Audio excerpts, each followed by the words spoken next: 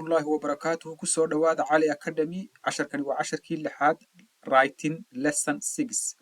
و10 كيل لحد قرالك وإنجليش language course 10 كنا مانتا وحكو سابسين هاي أحمد's future job أحمد's future job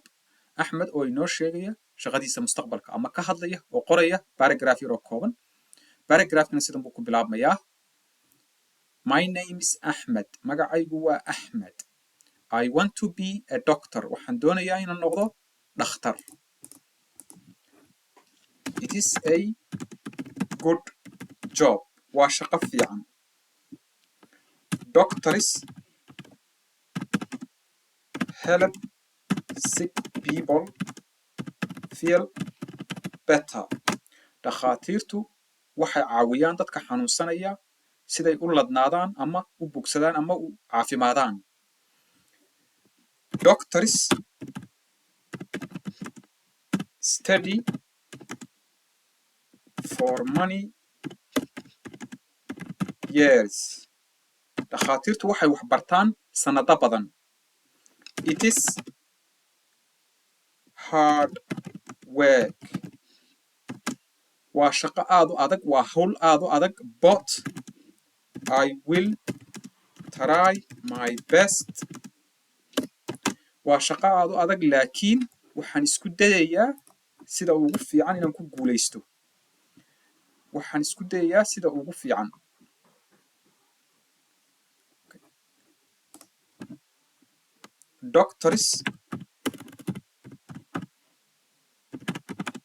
Doctors work in hospitals and clinics dhakhaatiirtu waxay ka shaqeeyaan cusbitaalada iyo klinigyada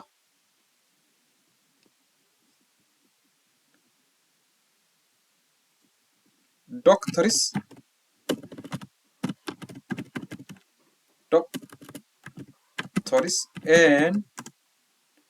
good money dhakhaatiirtu waxay qaataan lacag fiican Doctors earn good money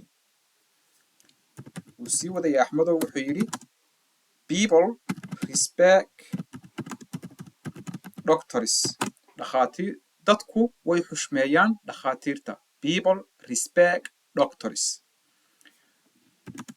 wuu sii wadaya axmedo wuxuu yidhi I want to help others and make a difference waxaan rabaa inaan dadka caawiyo sidaan wax u bedelo I want to help others and make a difference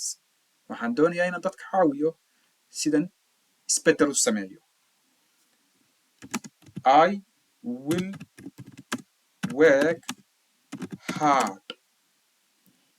and study a lot waxaan u shaqayn doonaa si adag ayaan u shaqayn doonaa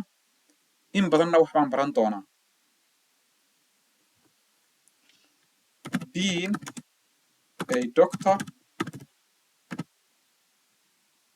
is my dream inaan dhakhtar noqdo waa riyadayda